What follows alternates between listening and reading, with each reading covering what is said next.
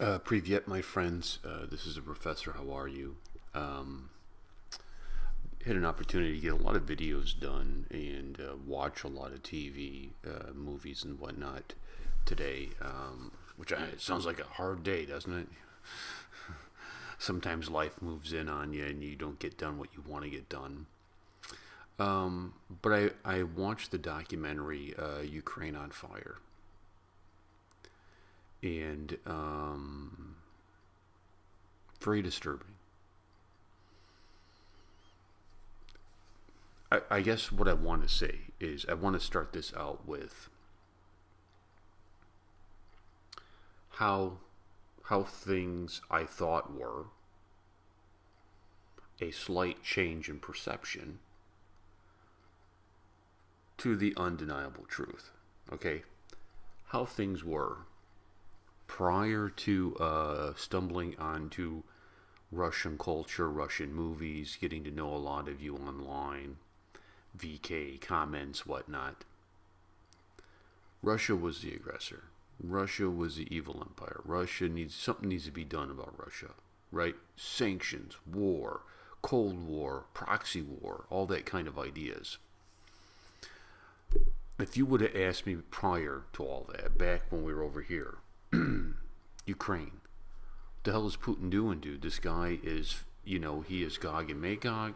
He is going to bring about World War III. We need to stop him. That kind of stuff. I meet you guys. I have conversations. I read your comments. I read your emails. I read your messages. I don't always respond, but I read them. And I say, boy, that doesn't fit. The Russia that I'm getting to know of the people does not fit the global narrative that we need as an enemy. And I've done videos explaining why I think that is, and I'm not going to touch that on here. During the process, you guys talking about Ukraine, explaining things to me, giving me videos on this, give me videos on that. Now we move to here, watching the documentary.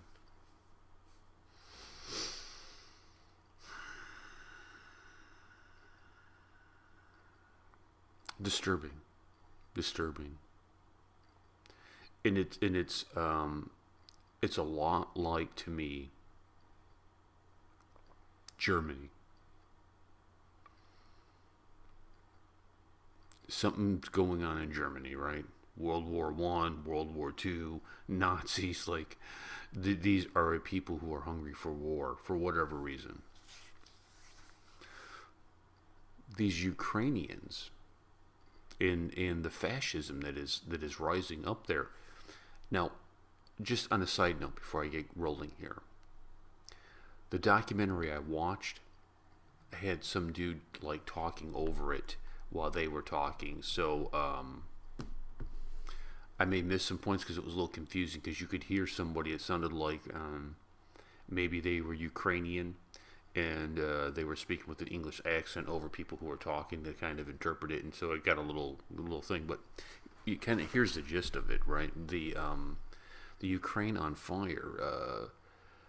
Ukraine is a problem, right? Ukraine is like, to the American, what I would say is Ukraine is like Russia's jihadist, right? I mean, there's a problem. This isn't just, some passive country who's just sitting there full of natural resources and beautiful women, and the Russians just can't help themselves but to come rape and pillage. That's not at all the case.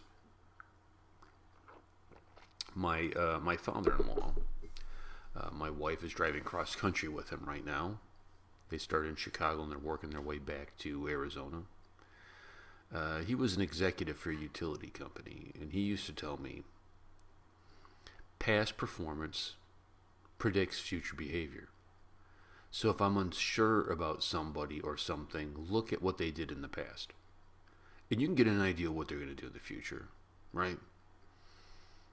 Ukraine, if you look at their past, has a long history of this. When we see the rise of Adolf Hitler,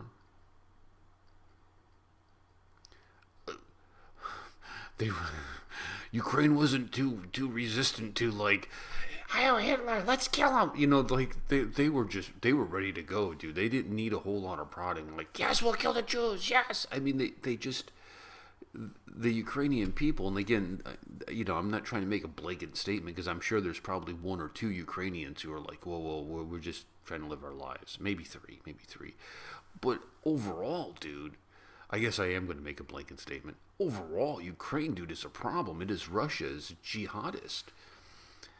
And when you see these narratives brought up about how, Russia is this big bad wolf just taking advantage of these little countries, and you start looking at the history, America would have done the damn same thing. There's talk in the Trump administration about rolling into Mexico to straighten out our problems with Mexico, like with the drug cartels. You don't. I think Russia taking Crimea makes sense to me now. Why you would do that? Because Crimea becomes this launching point for Ukrainian terrorists. You see the Nazism. I've seen footage. I've seen footage of Ukrainian Nazis desecrating Russian tombs, from World War II. I've seen videos of Ukrainian Nazis assaulting elderly Russian men who fought in World War II. These are the heroes of the world. These are the men who sacrificed so much for you and I to have freedom. To live our lives, to sit here and do this and have exchanges. I honor the sacrifice of fallen soldiers that secure our nations. I really do.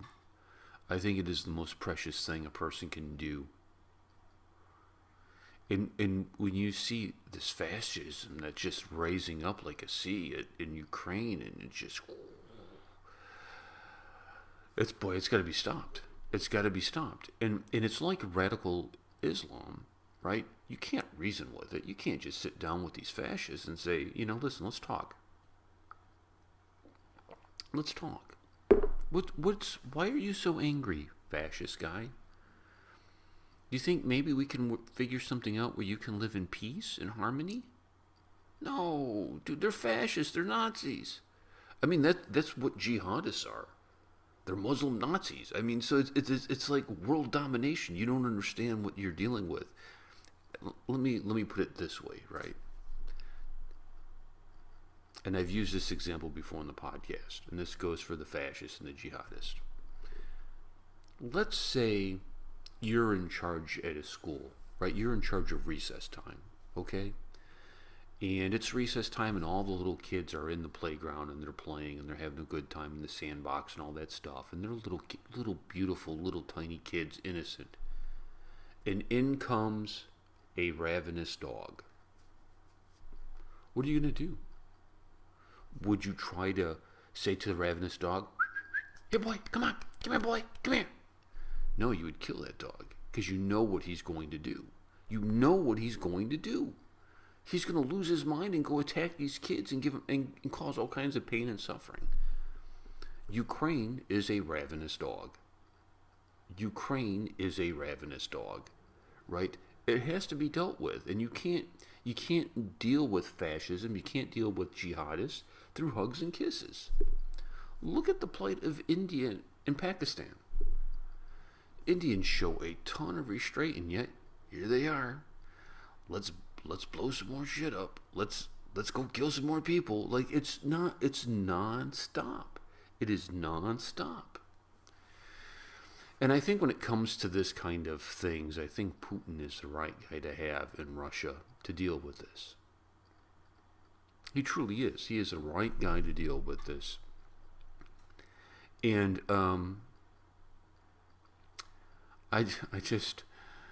Ukraine, you're a hot mess. What the hell are you doing, dude? Somebody, you know what it needs to happen in Ukraine is the same thing that needs to happen in Pakistan. Is the right thinking people who say, well, we shouldn't be doing this. They need to rise up and take on the leadership. Ukraine is a PR wet dream, I guess. They portray it so much like they're just trying to defend themselves from the Russian aggressors. Get out of here. Get the hell out of here. I mean, it's just so stupid. Russian, okay.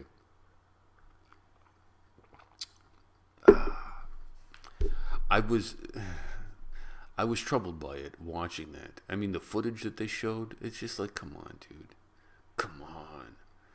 You know, when the cops catch on fire when they start throwing their Molotov cocktails, just ridiculous, ridiculous. I mean, I think Putin has shown a lot of restraint. That's all they've done. Like, you know, Crimea is all that's done. I mean, it would be. Couldn't blame him, man. Really couldn't blame him. Anyways, that's my ramblings on Ukraine, on fire. You get a chance to watch it. I watched it on YouTube. I went to Netflix to try to find it, but I found it on YouTube. It was really good. It was worth it. Let me know. Let me know where I'm wrong, guys. I really appreciate it. And to the 3 people in Ukraine who aren't fascists, my apologies that you got lumped into this on the video. I didn't mean disrespect to you, but I'll catch you guys later.